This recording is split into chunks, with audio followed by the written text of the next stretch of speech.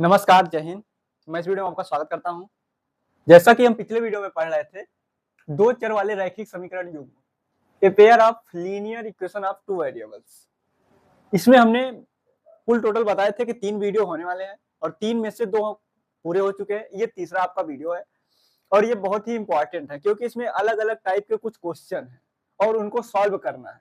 Solve कैसे करेंगे? वही जो हम पिछले वीडियो में 4 मेथड पढ़ चुके हैं। 4 मेथड में से तो आपको 2 पे जान 2 तो बहुत इंपॉर्टेंट है आपके और 2 आपको केवल जानना है। तो इंपॉर्टेंट वाले कौन से हैं? विलोपन विधि और प्रतिस्थापन विधि। और जानना जो है आपको ग्राफी विधि और ब्रजगुणन विधि भी जानना जरूरी है। तो ये सब हम जान गए हैं कि कैसे किसको सॉल्व करते हैं। अब है यहाँ पे सवालों के प्रकार हैं, कुछ अलग-अलग टाइप के सवाल हैं और फिर उनको सॉल्व करना है किस विधि से। यही जो 2 विधियां हमें जो इंपॉर्टेंट है, जो हमें पढ़ना है, हमारे सिलेबस में है, उन्हीं विधियों से हम दोनों को सॉल्व करेंगे। ठीक, तो चलिए फिर सबसे पहले संख्याओं से संबंधित प्रश्न है। संख्याओं से संबंधित उसके बारे में थोड़ा सा जान लेते हैं। जैसे मान लो हमारे पास लिखा हो 54 54 लिखा हो, तो इसमें इकाई का अंक कितना है? इकाई का अंक 4 है और दहाई का अंक कितना है? 5 है। इकाई इसमें 4 है, दहाई का अंक 5 है। तो अगर कोई 2 अंकों की संख्या होगी तो उसमें क्या होगा? एक इकाई का अंक होगा, एक दहाई का अंक होगा। दहाई का मतलब जैसे अगर हम इसको लिखे, इस संख्या को लिखना चाहे तो दहाई का मतलब 50 हो जाएगा और इकाई कितना है? 4 है। तो 4 50 प्लस 4 कितना हो जाएगा हमारा? 54। ठीक, उसी प्रकार अगर हमें मानना हो, मान लेते हैं दहाई x है और इकाई y है। ठीक, मान लेते हैं इकाई क्या है, कितना है? इकाई y है और दहाई x है, तो कितना होगा?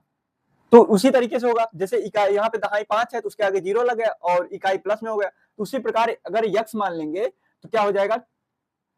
10x। इसमें 10 का गुणा है ना, 10 गुणे 5 है। दहाई का अंक है तो 10 गुणे 5 और इकाई का अंक है तो 4 गुणे 1 और इसमें क्या हो जाएगा? 10x 10 गुणे x प्लस y। तो हो जाएगा, ये हमारा संख्या कितना हो जाएगा? 10x plus y। यही चीज हम सिखाना चाहते थे कि अभी हम मानेंगे जब 2 अंकों की संख्या, तो वहां पे 10x प्लस y हम मान लेंगे तो आपको लगेगा कि ये कैसे आ गया। तो ये ऐसे ही आया है, जैसे मान लो 96 हो तो 96 को कैसे लिख सकते हैं?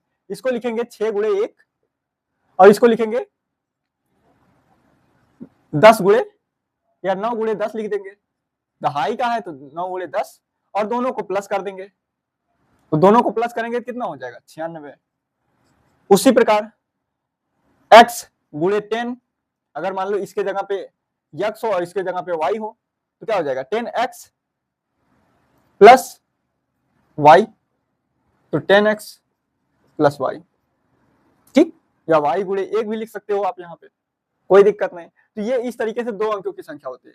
अब 3 अंकों की संख्या होती तो क्या होता? 3 अंकों की संख्या का मतलब है कि जैसे मान लो 312, इसमें इकाई का अंक कितना है? 2 है। दहाई का अंक कितना है? 1 है, 1 गुणे 100 और 3 गुणे, यहाँ पे 10 होगा, यहाँ पे 100 होगा, 3 गुणे 100 होगा। ठीक, तो स्थानीय मान तो आप पढ़ते आए हैं, किसका स्थान कौन सा होगा? ये इकाई है, दहाई है, सैकड़ा है। इसको क्या बोलेंगे? इकाई, दहाई, सैकड़ा। ठीक,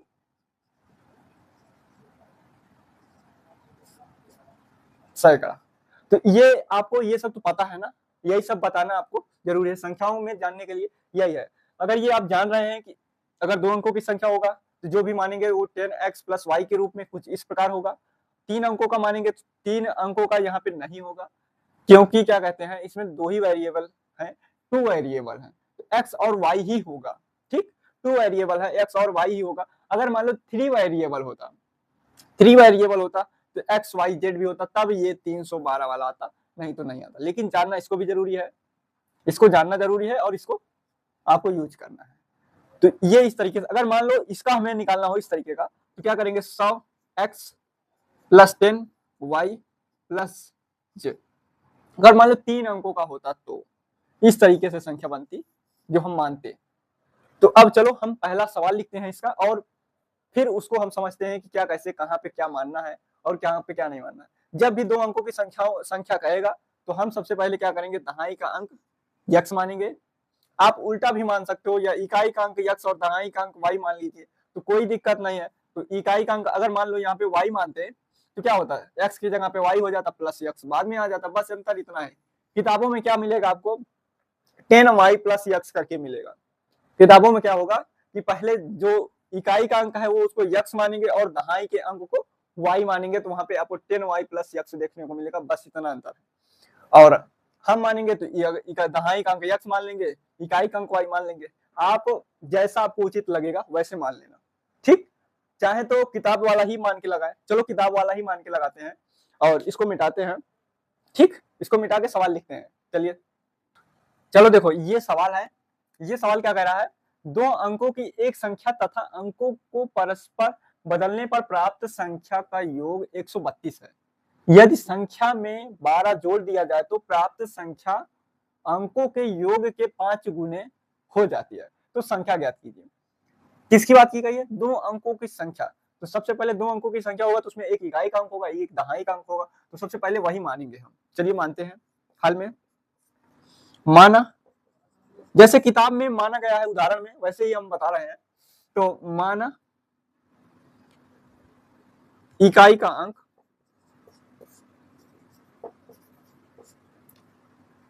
अंक बराबर x तथा इकाई का अंक, ठीक, इकाई का अंक x तथा दहाई का अंक y। तो संख्या क्या होगी भाई, हमने इकाई का अंक माना है x और दहाई का अंक y, तो संख्या क्या होगी, संख्या होगी 10y प्लस x। क्यों, इकाई में क्या होगा, इकाई में x होगा और दहाई में क्या होगा y, तो क्या हो जाएगा 10y प्लस का x, इसका x गुणे 1 होगा और इसका y गुणे 10 होगा। तो इन दोनों को जोड़ेंगे क्या होगा 10y प्लस का x, ठीक। तो यही हमने यहाँ पे लिखा है 10y प्लस का x। अब आती है बात आगे, अब हम प्रश्न पढ़ेंगे, एक एक लाइन को पढ़ेंगे थोड़ा थोड़ा करके और सॉल्व करते चलेंगे, ठीक, सवाल को सॉल्व करते चलेंगे। देखो क्या करा, 2 अंकों की एक संख्या, मतलब ये हमारा 2 अंकों की एक संख्या है, लिख लेते हैं 10x 10y प्लस x, 2 अंकों की संख्या, एक संख्या तथा, यहाँ पे तथा है, ठीक है, रुक जाते हैं। फिर उसके बाद पढ़ेंगे अंकों को परस्पर बदलने पर प्राप्त, अंकों को मतलब x के स्थान पे y, y के स्थान पे x, बदलने पर प्राप्त संख्या का योग, योग मतलब जोड़। तो बदलने को बोल रहा है तो क्या करेंगे, 10y के स्थान पे 10x कर देंगे और x के स्थान पे y, ठीक। इनका योग, इनका जोड़ दिया गया,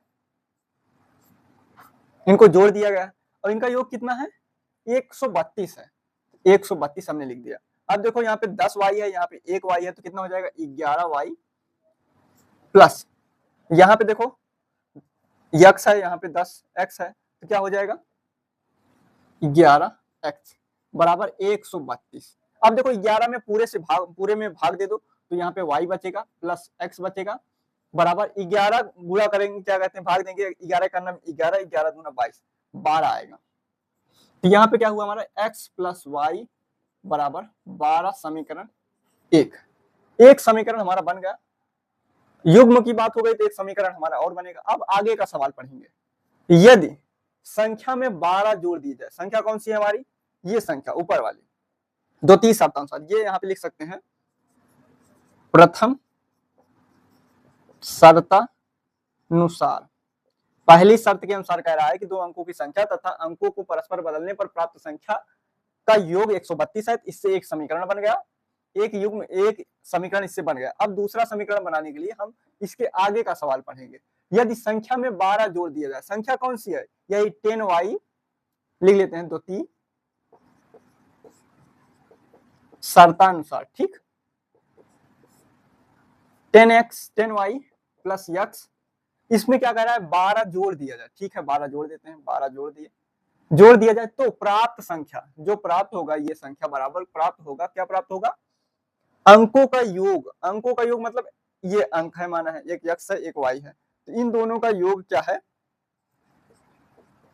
इन दोनों का योग, ठीक, योग के 5 गुना है, मतलब इसमें 5 का गुणा भी है, 5 गुना हो जाती है, ठीक है, इतना हो जाती है तो संख्या प्राप्त कर। यहां से क्या होगा आप देखिए, 10y प्लस x प्लस 12 बराबर 5x प्लस 5y, भाई 5 का गुणा हो जाएगा तो 5x 5y हो जाएगा। अब 5x को इधर ले आएंगे तो क्या हो जाएगा, या इसी को उधर ले चलते हैं, चलो 1x को उधर ले जाएंगे तो कितना बचेगा,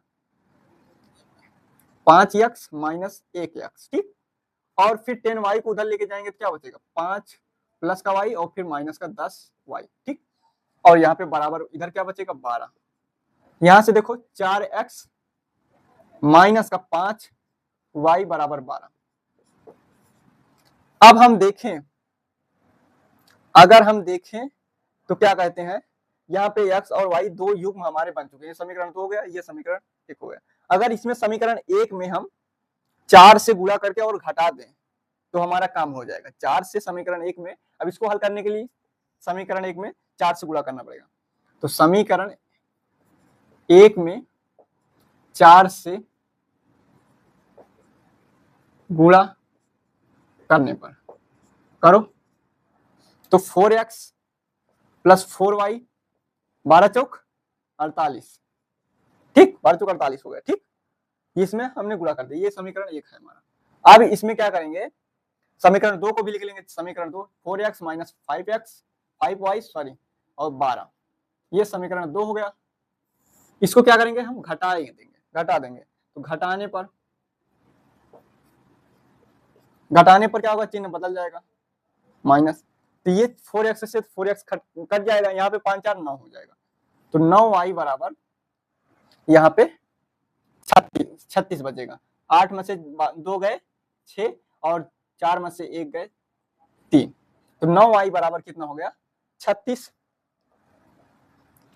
तो y बराबर कितना हो जाएगा 36 बटा 9, तो y बराबर 4, y बराबर कितना हो गया 4 हो गया। अब y का मान समीकरण एक में लाके रखेंगे, y का मान समीकरण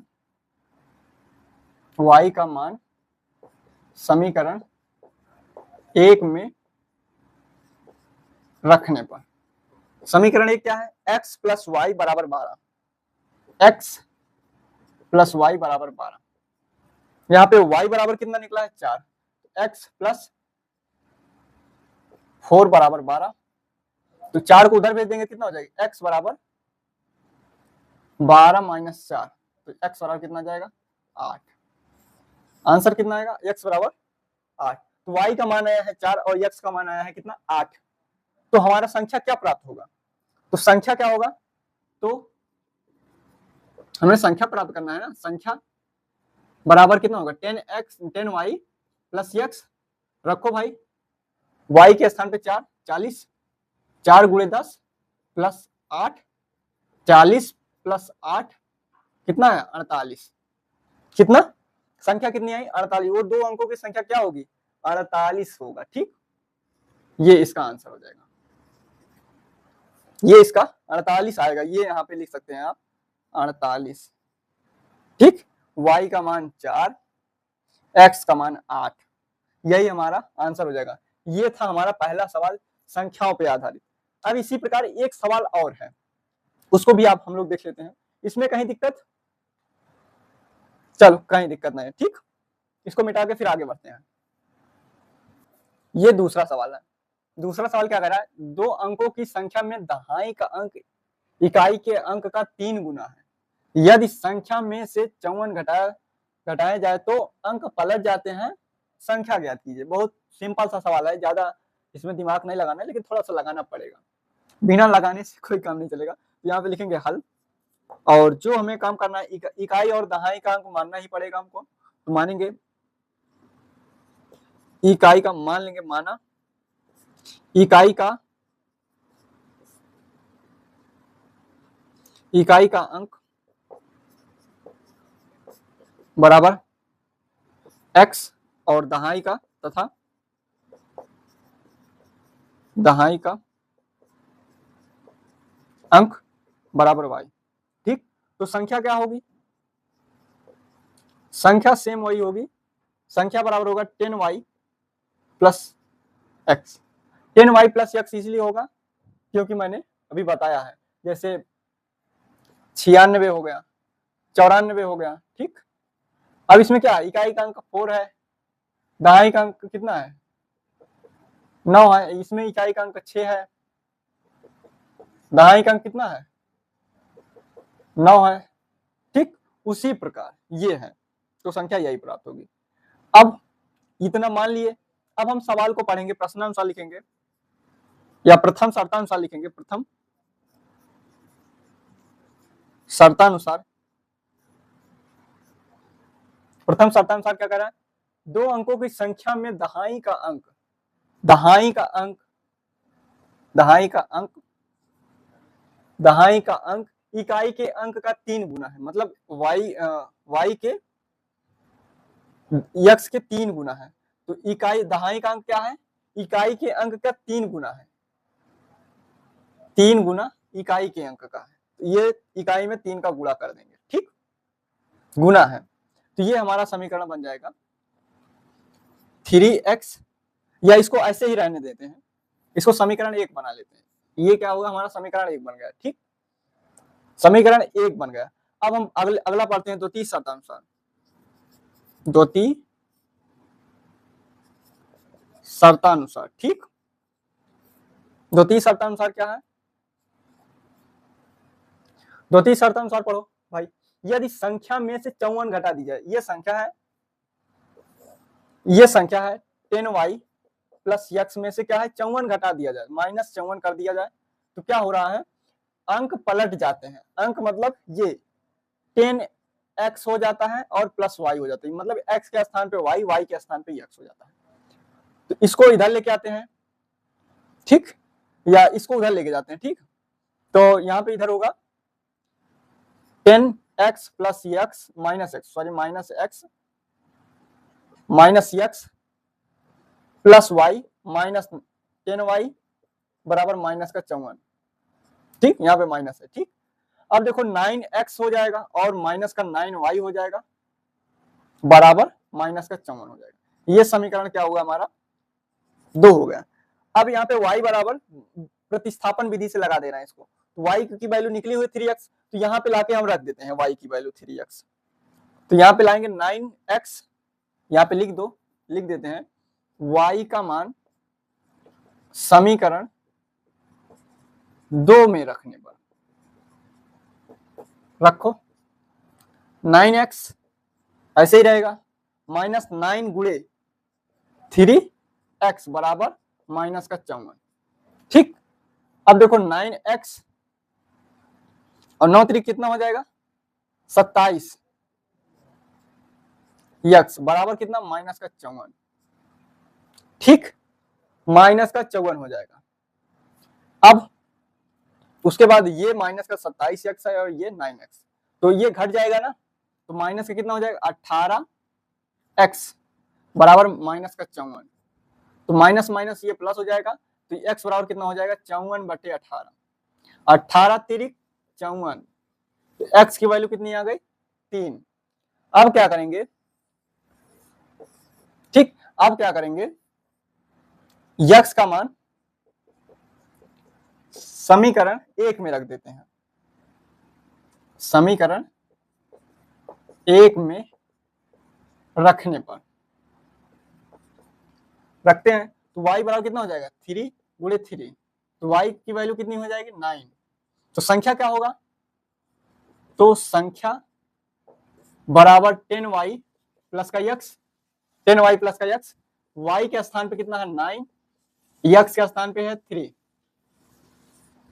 ठीक, और तो 90 प्लस 3 कितना आ गया 93, तो दो अंकों की संख्या कौन सी होगी 93, वह संख्या कौन सी होगी 93 जिसमें ये कंडीशन फॉलो करेगा, दो अंकों की संख्या में दहाई का अंक इकाई के अंक का 3 गुना है। देखो दहाई का अंक इकाई के अंक के 3 गुना है, 3 त्रिका 9, और 54 अगर घटा दिया जाए तो क्या होता है अंक पलट जाते हैं, इसमें 54 घटा दो तो 39 आ जाएगा।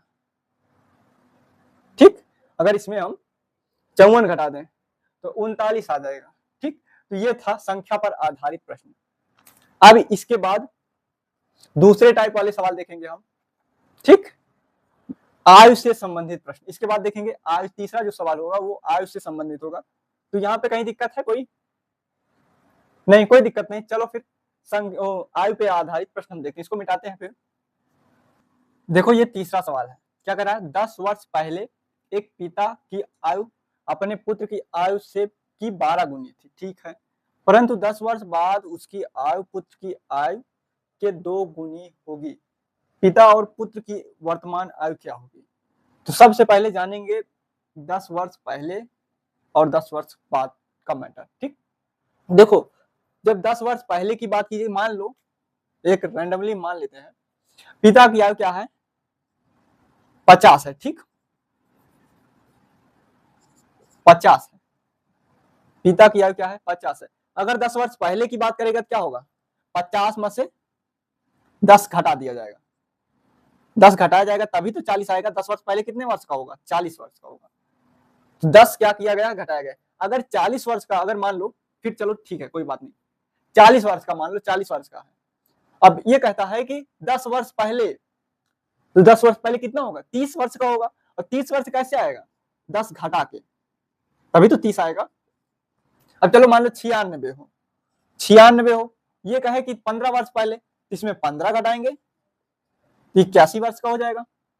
तो जितना वर्ष पहले की बात करेगा वो क्या होगा? माइनस होगा, उतना ही क्या होगा? माइनस होगा। इसमें 10 वर्ष पहले की बात की गई तो 10 वर्ष क्या होगा? माइनस होगा। ठीक, दोनों में, वो चाहे पिता की आय हो या पुत्र की आय हो। ठीक, अब यहीं पे आता है दूसरा चीज, क्या पूछ रहा है? 10 वर्ष पहले, 10 वर्ष बाद। 10 वर्ष बाद मतलब आने वाले समय में, तो क्या होगा? 10 वर्ष जुड़ जाएगा।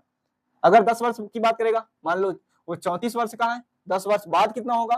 तो प्लस 10 कर देंगे तो कितना आएगा? 44 वर्ष का होगा। अगर 44 वर्ष का है, फिर कहता है 10 वर्ष बाद, तो ये कितने का हो जाएगा? कितने का हो जाएगा? 54 वर्ष। अब मान लो कोई लड़का है 5 वर्ष का है, ये कहता है 10 वर्ष बाद, 10 वर्ष बाद मतलब 15 वर्ष का हो जाएगा। तो ये कुल समस्या है जो सवाल में दिया गया है। अगर पहले की बात करेगा तो हम माइनस करेंगे, बाद वाला बात करेगा तो हम प्लस करेंगे। बस इतना सा समझना है, बाकी और कोई कुछ समझने वाली बात नहीं है। ठीक, अब फिर हम आगे बढ़ते हैं। देखो अब यहाँ पे मान लेते हैं, माना हाल में, ठीक, हाल में क्या मानेंगे? माना पिता की वर्तमान आयु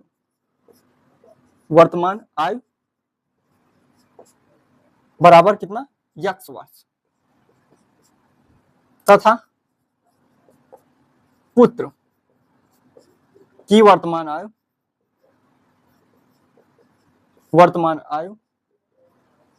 बराबर y वर्ष। ठीक, y वर्ष। अब क्या बोलते? 10 वर्ष पहले इसकी आयु क्या होगी? यहां पे लगाएंगे। अब 10 वर्ष पहले पिता की आयु बराबर, तो 10 x माइनस 10 वर्ष। ठीक, तथा 10 वर्ष पहले पुत्र की आयु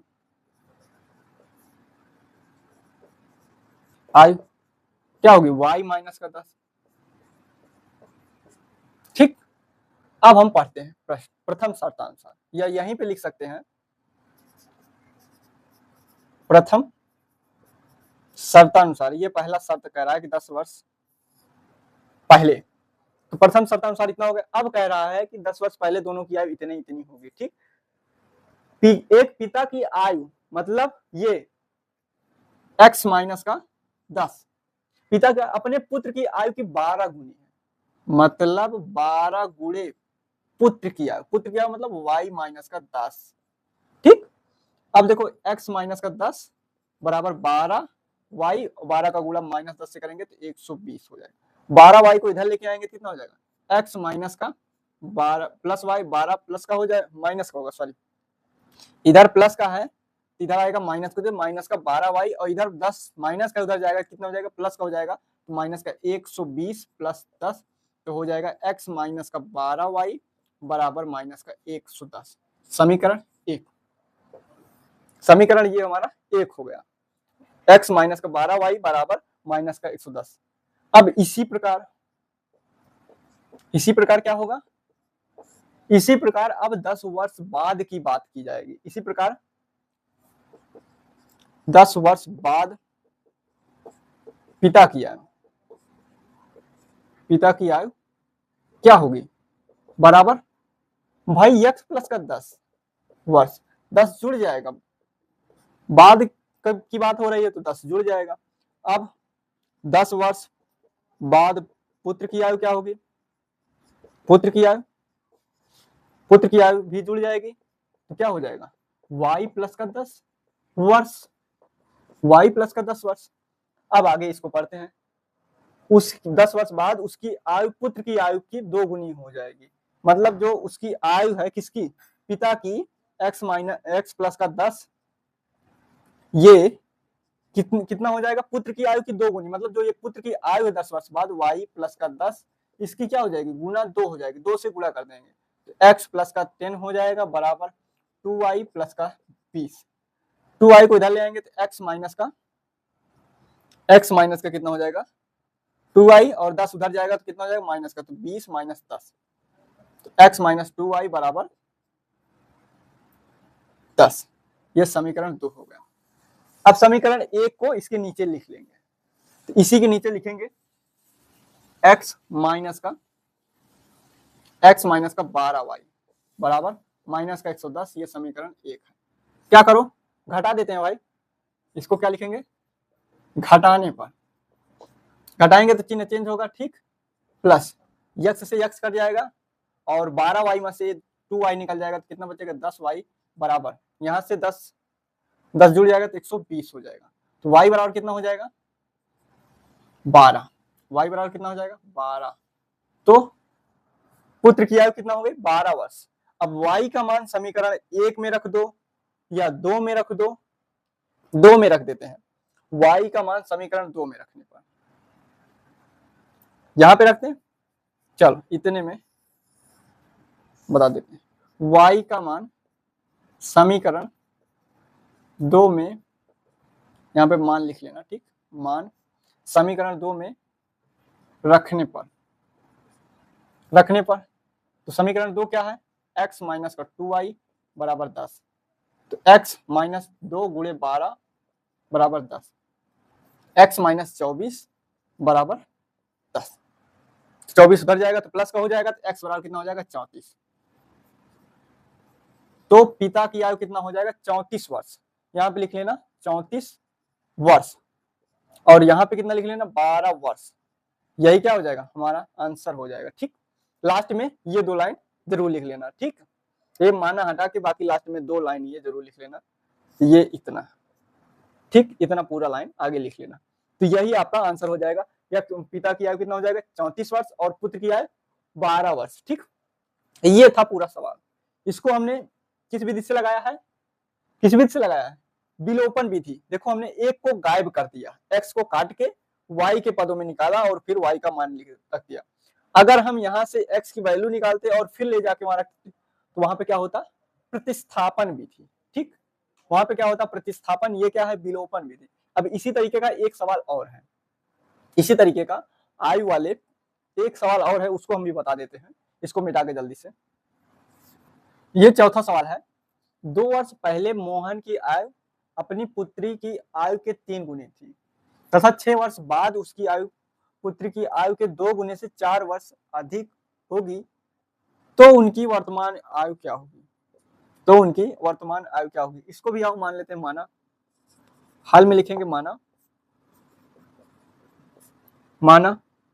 मोहन की वर्तमान आयु क्या होगी x वर्ष तथा पुत्री की वर्तमान आयु क्या होगी, वाई वर्ष, क्या वाई वर्ष। अब प्रथम शर्तानुसार, प्रथम शर्तानुसार पहला शर्त क्या कह रहा है, 2 वर्ष पहले, पहले की बात जब भी किया जाए, माइनस की बात की है हमने, तो 2 वर्ष पहले, वर्ष पहले मोहन की आयु बराबर क्या हो जाएगा, x माइनस 2 वर्ष। थोड़ा राइटिंग को नजरअंदाज कीजिएगा, थोड़ा घसीट के लिख दे रहे हैं, थोड़ा इसको समझने की कोशिश करिएगा। जैसे मैं बोल रहा हूँ वैसे सुनते चलिएगा, नहीं बाद में आपको फिर समझ में नहीं आएगा कि ये क्या लिखे हैं। वैसे मेरे समझ में तो आ रहा है, पता नहीं आपके समझ में आए कि ना आए, यहाँ पे तथा है, ठीक। तो थोड़ा जो बोल रहे हैं उसको भी ध्यान में दीजिएगा। थोड़ा सा राइटिंग खराब है, लेकिन क्या करें अब अब समय तो क्या बताएं, अब चलो कोई बात नहीं। 2 वर्ष पहले मोहन की आयु x माइनस 2 वर्ष, ठीक। अब 2 वर्ष पहले क्या होगी, पुत्री की आयु क्या होगी, उसमें भी क्या कहते हैं 2 वर्ष कम हो जाएगा, मतलब पहले 2 वर्ष पहले पुत्री की आयु, किसकी, मोहन की, पुत्री की आयु बराबर y माइनस का 2 वर्ष। अब क्या कह रहा है, मोहन की आयु अपनी पुत्री की आयु की 3 गुनी है, तो मतलब मोहन की आयु जो x माइनस 2 है, ये किसके बराबर है, पुत्री की आयु के 3 गुनी, मतलब 3 गुणे y माइनस का 2, x माइनस का 2 बराबर 3y माइनस का 6। 3y को इधर लाएंगे तो कितना हो जाएगा, x माइनस का 3y, और माइनस 2 को उधर ले जाएंगे तो प्लस का हो जाएगा, तो माइनस का 6 प्लस का 2, तो x माइनस का 3y बराबर माइनस का 4। ये समीकरण 1 बन गया। अब इसी प्रकार समीकरण 2 बनाएंगे। इसमें क्या कह रहा है, 6 वर्ष बाद की बात की गई है, तो इसी प्रकार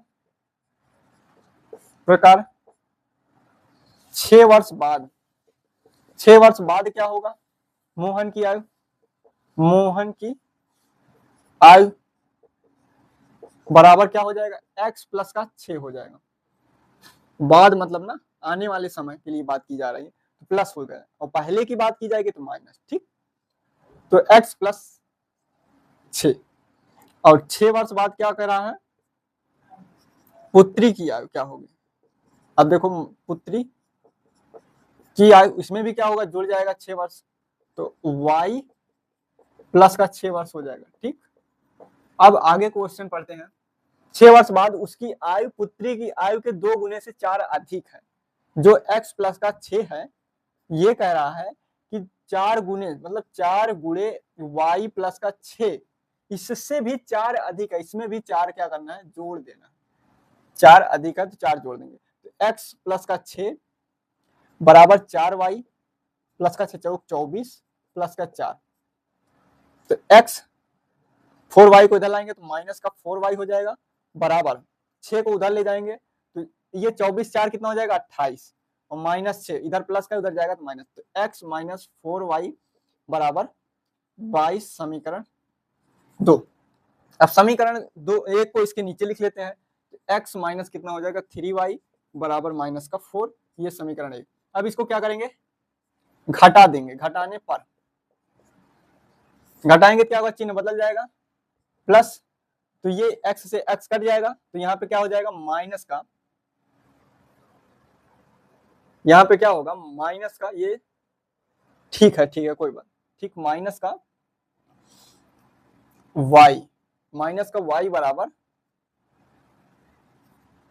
कितना, 26, 22 4 कितना हो जाएगा, 26, तो y बराबर कितना हो जाएगा, माइनस का 26, ठीक, माइनस का 26।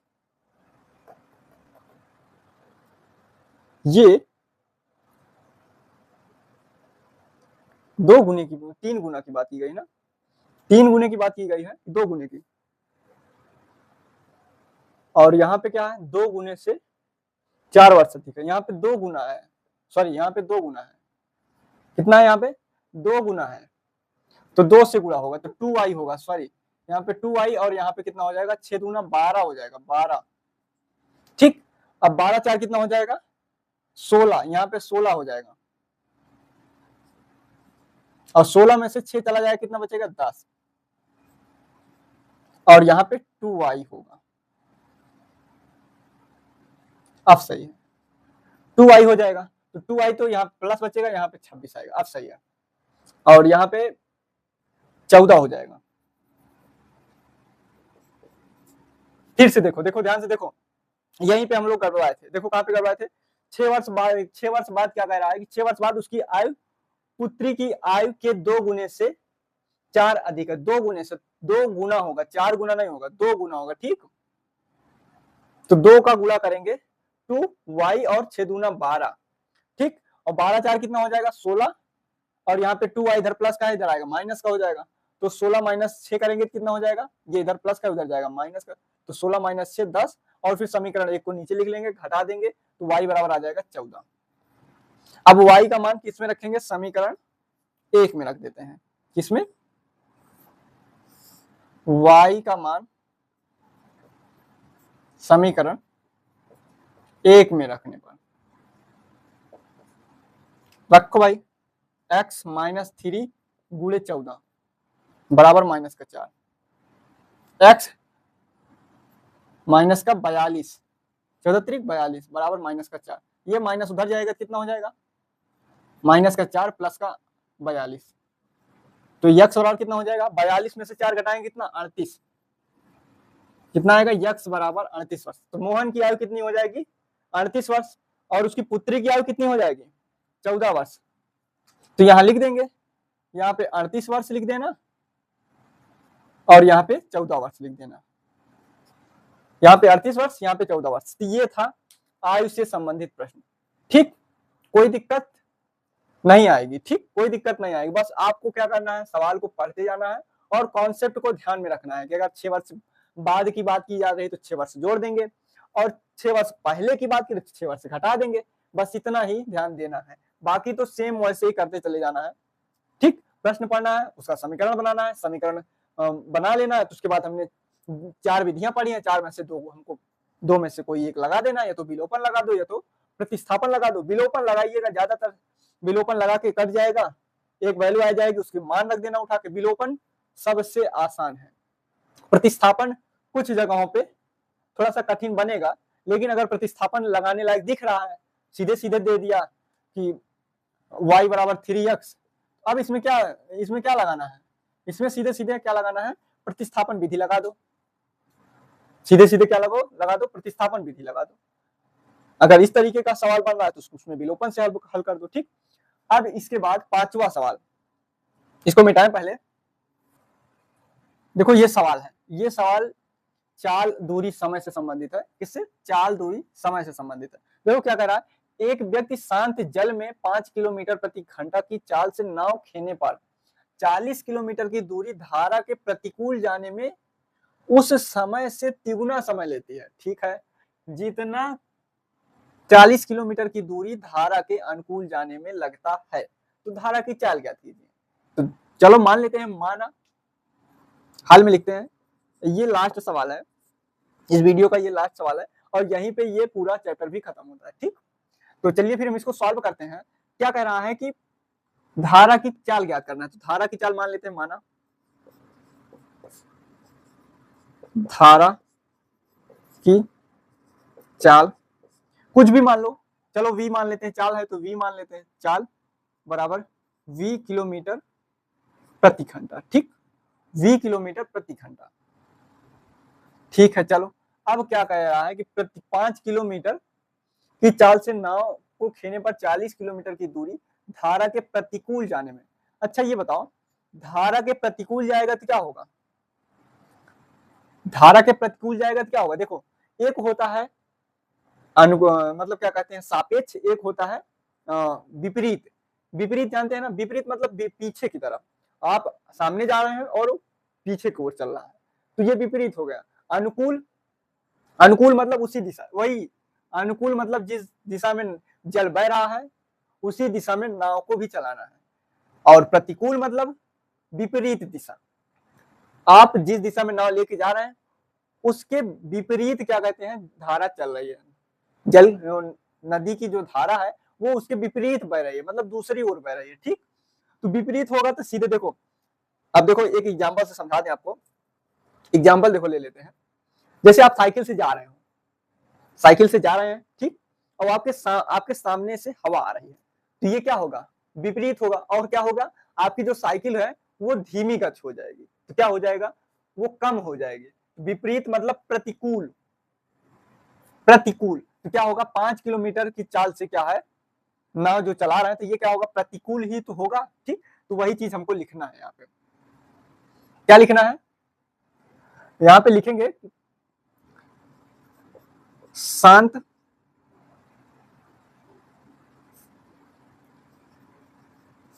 शांत जल में नाव खेने की चाल। शांत जल में नाव खेने की चाल क्या होगी, अगर शांत है तो, शांत है तो क्या हो जाएगी, 5 किलोमीटर प्रति घंटा। किसकी, शांत जल में नाव खेने की चाल, मतलब जो व्यक्ति है वो शांत जल में क्या कह रहा है, 5 किलोमीटर प्रति घंटा की चाल से चल रहा है, ठीक है। 5 किलोमीटर, यहाँ पे चाहो तो लिख लो, जल में व्यक्ति, जल में नाव या व्यक्ति नाव खेने की, व्यक्ति जल में व्यक्ति नाव खेने की चाल, नाव जो खे रहा है उसकी चाल कितनी है, 5 किलोमीटर प्रति घंटा है। अब कह रहा है कि प्रतिकूल, प्रतिकूल में क्या होगा, प्रतिकूल में क्या होगा, 5 किलोमीटर घट जाएगा, तो क्या होगा, प्रतिकूल में धारा की चाल क्या होगी, धारा की चाल बराबर क्या हो जाएगा, v माइनस का 5 किलोमीटर प्रति घंटा, ठीक, किलोमीटर प्रति घंटा। अनुकूल में क्या होगा, अनुकूल में क्या होगा, कुल में धारा की चाल, इसमें क्या होगा, जुड़ जाएगा, v प्लस का 5 किलोमीटर प्रति घंटा, ठीक। देखो अनुकूल की बात की गई तो हमने अनुकूल में निकाल लिया, प्रतिकूल की बात की गई प्रतिकूल में निकाल लिया। अब कह रहा है, क्या कह रहा है, समय लेते, तिगुना समय लेते थे। तो अब सबसे पहले समय निकालेंगे, प्रतिकूल में लगा समय 40 किलोमीटर चलने में और अनुकूल में लगा समय, वही ज्ञात करना है। तो अब करेंगे, चल प्रतिकूल, या मान लेते हैं, उसको भी मान लेते हैं, प्रतिकूल में लगा समय मान लेते हैं t1 है, माना, या माना क्या ऐसे लिख लेते हैं, चलो कोई बात नहीं, प्रतिकूल में 40 किलोमीटर नाव खेने में लगा समय t1, t1। अब फार्मूला पता होगा, 4 बराबर क्या होता है, दूरी बटे समय, तो समय बराबर क्या होगा, समय बराबर होगा दूरी बटा 4, दूरी बटा 4, तो समय बराबर क्या हो जाएगा, दूरी, दूरी कितना है, 40 किलोमीटर है, तो 40 किलोमीटर लिख लेंगे, ठीक। और चाल कितना है, प्रतिकूल के लिए बात कर रहे हैं तो प्रतिकूल की चाल कितना है, v माइनस का 5, ये v माइनस का 5 हो गया, ठीक। अब क्या कह रहे हैं, अब अनुकूल के लिए बात कर लेते हैं, अनुकूल, अनुकूल में 40 किलोमीटर नाव खेने में लगा समय, T2 मान लेते हैं इसको, T2 बराबर क्या हो जाएगा, 40 बटा v प्लस का 5 घंटा,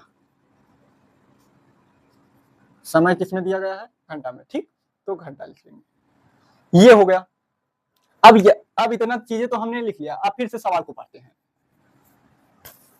प्रतिकूल में लगा समय निकाल लिया है, अनुकूल में लगा समय निकाल लिया है। अब ये कह रहा है कि 3 गुना समय लेती है, किसका किसका कितना 3 गुना लेती है, ये चीज को समझना है पहले ध्यान से। देखो, एक व्यक्ति शांत जल में 5 किलोमीटर घंटा की चाल से नाव चला रहा है, तो ये हमने शांत जल में व्यक्ति नाव खेने की चाल कितना है 5 किलोमीटर, ये मान लिया है। और फिर प्रतिकूल में धारा की चाल क्या होगी, धारा की चाल भी मैंने मान लिया है v, तो प्रतिकूल में क्या होगा 5 किलोमीटर घट जाएगा, तो 5 किलोमीटर घटा दिया। अनुकूल में क्या हुआ 5 किलोमीटर जुड़ जाएगा, तो मैंने 5 किलोमीटर जोड़ दिया है। ठीक, अब प्रतिकूल में 40 किलोमीटर नाव खेने में लगा समय t1 है, तो t1 को मैंने 40 बटा v माइनस का 5, ये घंटा इतना समय लगा। इसको भी अनुकूल जाने में भी इसको t2 40 बटा v प्लस का 5 घंटा लगा। अब कह रहा है कि ये किस 3 गुना समय लेती है, किसका 3 गुना समय लेती है, प्रतिकूल जाने में उस समय से 3 गुना समय लेती है कि जितना अनुकूल जाने में। मतलब प्रतिकूल जो t1 है वो तिगुना समय लेती है किसकी, t2 की, t2 से तिगुना समय लेती है। तो t1 कितना है 40 बटा v माइनस का 5 बराबर 3 गुणे 40 बटा v प्लस का 5। अब 40 से 40 कैंसिल हो गया, ठीक है, ठीक, बचा 3, इसका गुणा इसके, 30 का गुणा इससे, तो v प्लस का 5 बराबर 3v माइनस का 15, 3v माइनस का 15, v उधर जाएगा तो 3v माइनस का v, ठीक, और ये माइनस का 15 इधर आएगा तो 5 प्लस का 15,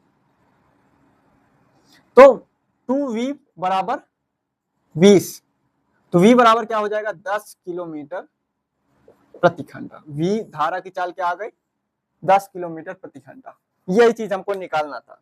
v की चाल, धारा की चाल हमने जो मानी है वो कितना निकला है 10 किलोमीटर प्रति घंटा। ये इतना सा सवाल था। सवाल थोड़ा पढ़ने में थोड़ा सा है टिपिकल लगेगा कि ये सवाल क्या कह रहा है, लेकिन जब हम पढ़ते जाएंगे एक एक लाइन, देखो सबसे पहले तो हमें वो चीज मानना है जो चीज हमें निकालना है। तो हमने क्या निकालना है, धारा की चाल निकालना है। तो धारा की चाल हमने सबसे पहले मान लिया है v किलोमीटर प्रति घंटा।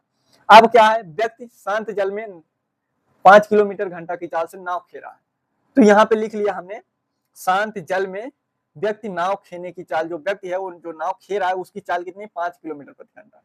अब प्रतिकूल में धारा की चाल क्या होगी भाई, नाव की चाल घट जाएगी तो नाव खेने की चाल घटेगी, तो ये धारा की चाल निकल आएगी प्रतिकूल में। अनुकूल में भी क्या होगा, जुड़ जाएगा, क्योंकि दोनों एक ही दिशा में जा रहा है। विपरीत में जाएगा तो घटेगा और एक ही दिशा में जाएगा तो जुड़ेगा।